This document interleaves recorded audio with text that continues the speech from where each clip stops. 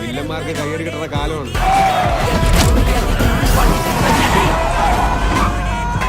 കളിക്കേണ്ട ആളാണോ അവൻ? ക്രിമിനലാണോ അവൻ? തോട്ടെറിഞ്ഞ് നടന്നോണ്ടിരുന്നവരിപ്പം നരല്ലേ വേലായുധനെ പോലെ ചരടും കെട്ടി കുടുംബം കുട്ടിയായിട്ട് പാട്ടിന്റെ വഴിയെ പൊക്കോണ്ടിരിക്കും. ആനകുണ്ടാണോ അവർക്ക്? ആനകുണ്ട.